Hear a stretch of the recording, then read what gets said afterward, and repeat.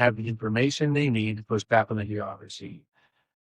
When I get elected to this office, that's what I'm going to provide them. And I'm going to provide it to you too. Because you put it on a digital platform. What I'm going to do is I'm going to take every transaction, I'm going to put it online, I'm going to make it understandable. We're going to close the books monthly, start quarterly, because right now we're not even closing quarterly. We're going to close the books quarterly, then we're going to close them monthly, and everybody can see how every department is performing month to date throughout the year. Many of you folks that have been in corporate business before or gone up before will know the last quarter you're going to watch for increased spending because people are trying to hit their prior budget numbers. I'd also like to eventually get us back to a zero-based budget that's outside of my control, but it's really something else. Yeah. I mean, it's a problem is ignoring laws. One of the main problems with not, in my mind, I would say personally, I think you can get these departments to zero-based budget every 3 years. That would be better, I mean, than nothing, because at least then they're considering their mission. Because every 3 years and you stay, I mean, you're all of a sudden after 3 or certainly 5 years, you've collected all these things that aren't core to your mission. And unless you're zero-based budgeting, you're not fleshing those things out. So that's the problem. And then functionally, as I want to talk to you about the office, and so this is an office with a deliverable for you. I need to deliver for you. Functionally, we've got a problem. We've got an old IT system that's 20 years old. I mentioned to you this approval process, this invoice approval process. Right now, the Controller General has a staff of 28 people, 9 process payroll, usually if you like about 19, take out the receptionist and the attorney, you're down to like 17 people. So they have to approve the invoices that go to the treasurer. 265,000 invoices a month for a group of dollars. Now, does anybody think 17 people are approving reasonably 265,000 invoices a month? No. So I see this as a totally uncontrolled risk for the citizens. And so the chances that we're paying bills that shouldn't be paid, paying on contracts at the wrong rate, paying too early and not holding our cash long enough, not paying early and getting a discount, I mean, all that stuff is going to be problematic, right? In that type of volume. But these are the types of things that we can fix with modern technical tools. And this is a great thing for AI. My company uses AI. AI is very good for what a person can do on a very rote kind of mechanical thing over and over again. Match this to that to the following things and give you an output. You can do it just endlessly, right? And so these are the types of things you can reasonably put in some AI to be sure that all our invoices are only being paid correctly. But right now, that's not even seem to be anybody's concern. And so you have 3 problems really. There's a culture problem up there in Columbia where people knew about this heritage, okay? A lot of people must have known it. It was like the General staff knew, he knew, people in the auditor staff knew. It's a problem, right? So I've got that to deal with. The technology needs to be dealt with, and then transparency. My view is that if I can get the culture change and the right technical displays to the data, that given a few years, state a very different relationship with money that does that. That's my view. Because I've talked to 2 CFOs that were CFOs of companies bigger than the state. They tell me, they both said the same thing. It's the same exact thing. You're going to find 10% of waste. Just stuff that should be paid. And some fraud. It'll be some fraud. Right.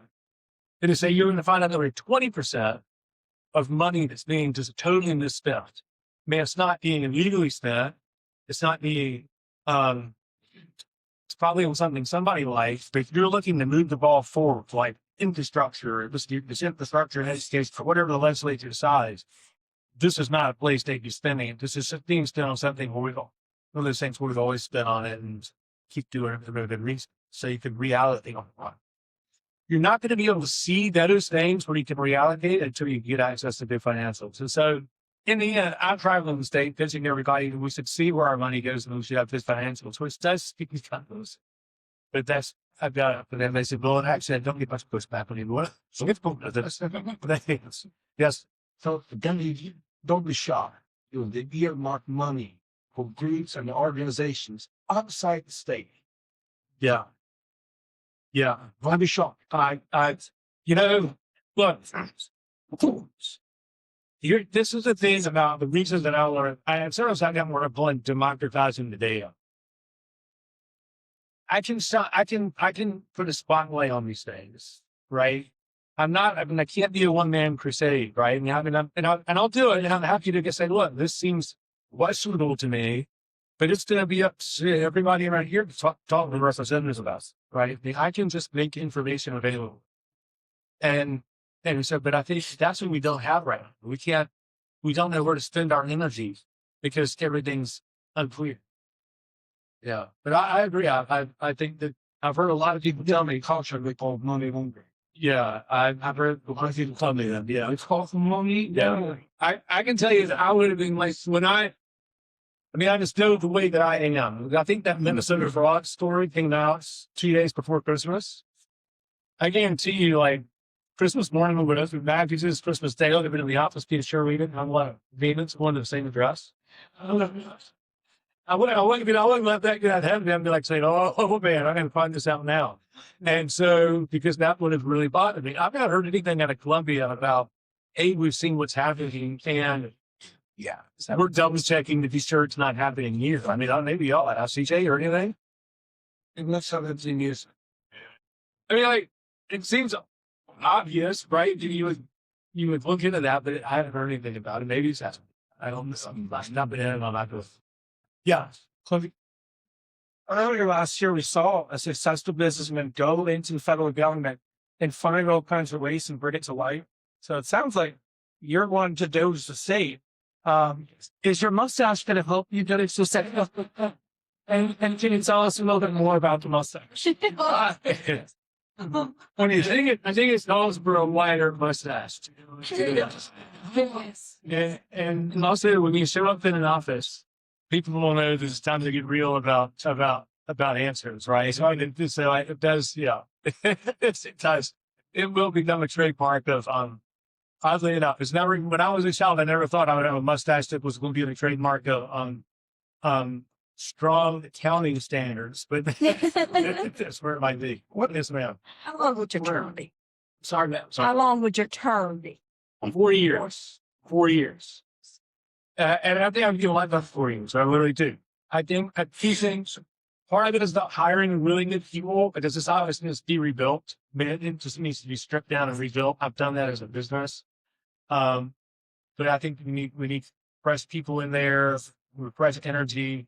They need to feel like they've got a mission. I mean, having a mission is very important. That is longer question than answer. That groups, we probably have 40, 45 people. Ultimately, I think is where it needs to be. You can build some really good camaraderie and do the 45 people on this. Yes, sir. What can we do to help you, sir? Sorry? What can we do to help you, sir? I need you to spread the word, and I need to educate votes. Got business out, all those things are very helpful. Sharing on social media is super helpful right now. Social media is super powerful. Yes, ma'am. Is there somebody else running for this position? No, I don't have an ability now. I have been raising money. I've been with my own money. I've been running a race to keep anybody else from running. I mean, just it's easier to run if you don't have an opponent. So I've made it real clear what my mission is. Certainly, I mean, I guess I could have somebody run against me that said, what would they say? They don't want transparency. They don't. I think they're getting hard to differentiate, right? So I don't know. I mean, he filed and then close to March 31st. I have been told that it's possible that the folks in Columbia who will realize I'm serious about what I'm saying. It's one of these. CJ can corroborate this. You got to talk to people, and I've talked to a lot of legislators, and they'll say, I know you need to say things on the campaign trail. It's good enough. Okay. I want you to know that. That's been said to me. And I was like, yeah, I do.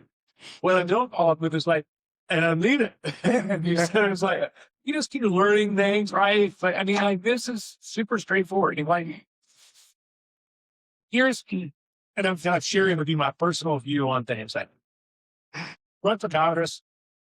I mean, to a degree, in my mind, it's become like tilting in a windmill. I just don't know. You can hope to achieve something, and God bless the people who want to go do that. Here in 4 years, I will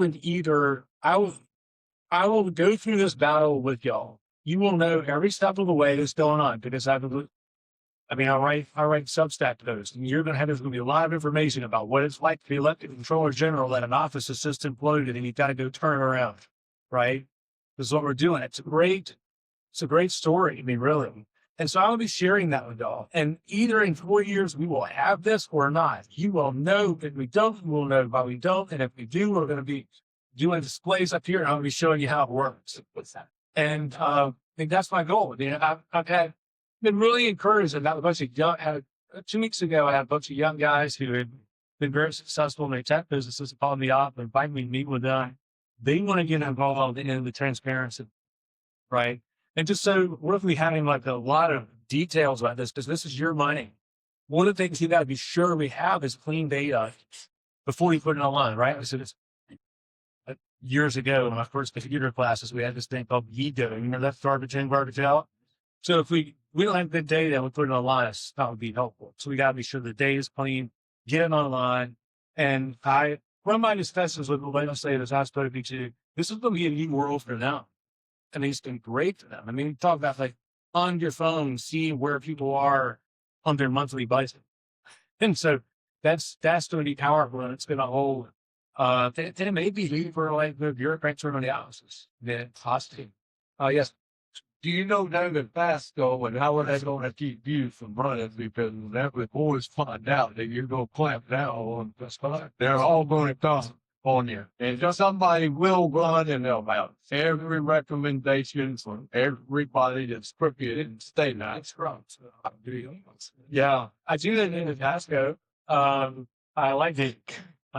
They've done on Monday night. If Lord willing, dated as an AG, I think you may have some material to work with. And since my job is to just lay out the data, right? That's my job. You need to see the data for all sorts of reasons. And if there's malfeasance in there, Dave will have a job of They that. don't put the data out there. Yeah. And let's give you market for knowledge. Almost like, yes, please. I appreciate your substance tonight. What are some legislative priorities or obstacles you perceive? Because your office has been not proactive at all. No one probably could even name the last comptroller that got in trouble. So what are some legislative priorities that you need help with to accomplish the mission you're setting out for? So we're going to need support for increasing the budget to build out the office. I mean, it's an odd thing to run as a conservative Republican and say, look, we need to build out the budget, right? But here's the reality is well, what happened is in 2003, I hope y'all are giving this level of detail, but in 2003, that office had 98 employees. We went through a IT system and we lost some of those employees. So we were doing key punch for them, right?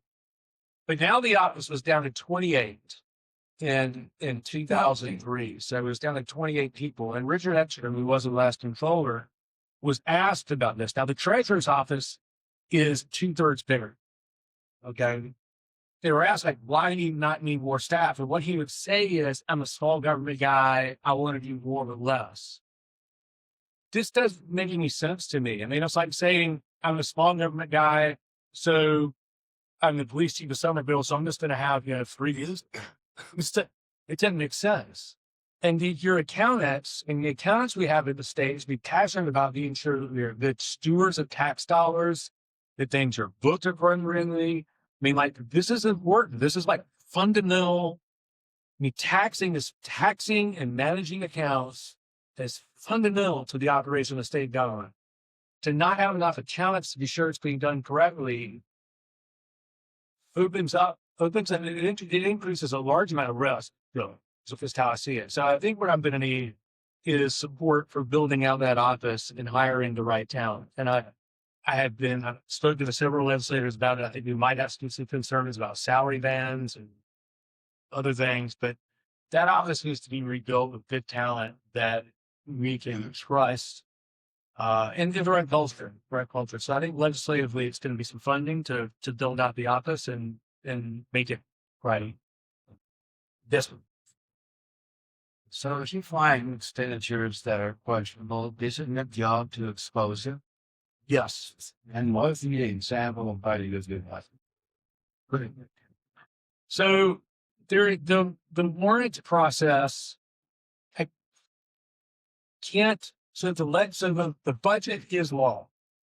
Like we can get into some of this. So the budget is law, right? So if the state is budgeted to buy, I don't know, 18 chairs, and I get a requisition for 18 chairs, I can't not pay that. I've got to pay it. That's in the budget. That makes sense. So I've got to do that. I can look at like, did we requisition those chairs correct? Right? Did we go through the right purchasing policy to do that? If that hadn't been followed, I can push it back. So there's nuances in what I can call out. I mean, if the legislature shows something money on something stupid, it met the purchasing requirements, I got to pass it into this. But what I can do is I can say, hey, guess what we just bought that was really stupid, and do that on social media and spread that. I mean, that's kind of how that's not my goal. My goal, like this is I didn't talk about some nuance. My goal here is to improve the state. Okay. If I find something that I think is not working correctly, I'm not going to make this the Mike show so I can get points off of somebody else's they're doing on. Okay. What I'm going to do is I'm going to go to the department head first, then the appropriate people in the legislature. And then if it seems like there's a problem, ultimately I would, it might be something that rise to some sort of list that we have. All right. But my goal is to improve the state. And my goal is to go to Columbia and work with the legislature and with the department heads, giving them data